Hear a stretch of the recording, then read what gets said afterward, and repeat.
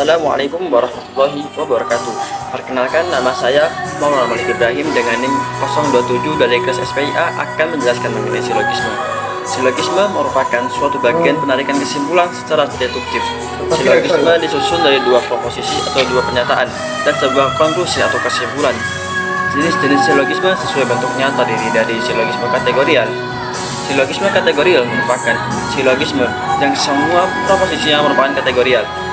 Proposisi yang mendukung silogisme dikatakan dengan premis yang akhir bisa dibedakan dijadikan premis mayor atau premis yang termnya dijadikan predikat, dan premis minor atau premis yang termnya dijadikan subjek. Yang menghubungkan di selang kedua premis tersebut merupakan term penengah atau middle term. Contohnya, semua tumbuhan membutuhkan cairan. Akasia merupakan tumbuhan. Maka kesimpulannya, akasia membutuhkan cairan. Hukum-hukum silogisme kategori. Apabila salah satu premis bersifat partikular, karena itu kesimpulan mesti partikular juga. Contoh, semua yang halal dimakan menyehatkan. Beberapa makanan tidak menyehatkan, maka kesimpulannya beberapa makanan tidak halal dimakan. Apabila salah satu premis bersifat negatif, karena itu kesimpulannya mesti negatif juga. Contohnya, semua korupsi tidak disenangi. Beberapa pejabat korupsi, maka kesimpulannya beberapa pejabat tidak disenangi karena korupsi. Apabila kedua premis bersifat partikular, karena itu tidak sah diambil kesimpulan. Contoh, beberapa politikus tidak jujur. Bambang merupakan politikus. Kedua premis tersebut tidak bisa disimpulkan. Apabila dibuat kesimpulan, karena itu kesimpulannya hanya bersifat probabilitas atau bukan kepastian. Bambang mungkin tidak jujur kesimpulannya pada akhirnya. Apabila kedua premis bersifat negatif, karena itu tidak akan sah diambil kesimpulan. Hal ini disebabkan tidak berada mata rantai yang menghubungkan kedua proposisi premisnya. Kesimpulan bisa diambil apabila salah satu premisnya positif. Contohnya yaitu, bau bukan bunga mawar, kucing juga bukan bunga mawar. Kedua premis tersebut tidak mempunyai kesimpulan.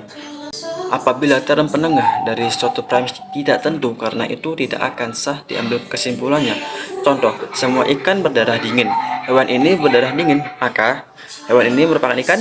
Mungkin saja mungkin saja hewan melata. Term predikat dalam kesimpulan mesti konsisten dengan term predikat yang berada pada premisnya. Apabila tidak konsisten, karena itu kesimpulannya akan salah. Contoh, kerbau merupakan hewan, kambing bukan kerbau. Kambing bukan binatang. Hewan pada konklusi merupakan term negatif, sedangkan pada premis pertama bersifat positif. Term penengah mesti bermakna sama, adun dalam premis mayor maupun premis minor. Bila term penengah bermakna ganda, kesimpulan dijadikan lain. Contohnya, bulan itu bersinar di langit.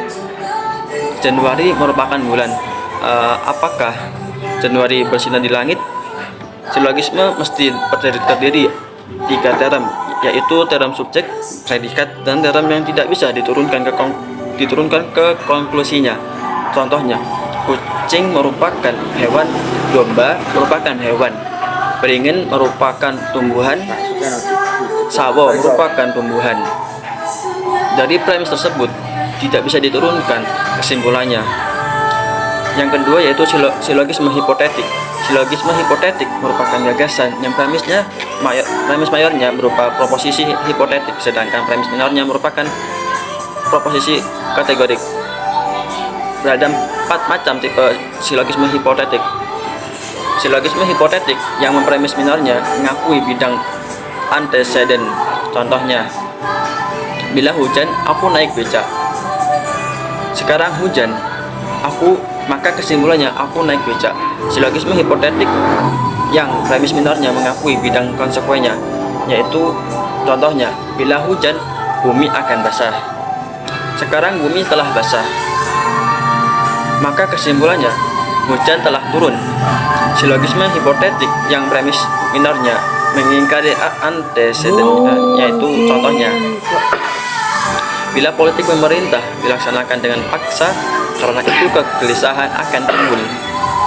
Politik pemerintah tidak akan dilaksanakan dengan paksa, kegelisahan tidak akan muncul, tidak akan timbul. Silogisme hipotetik yang premis minornya mengingkari bidang konsekuensinya. Contohnya, bila mahasiswa turun ke jalanan, pihak penguasa akan gelisah.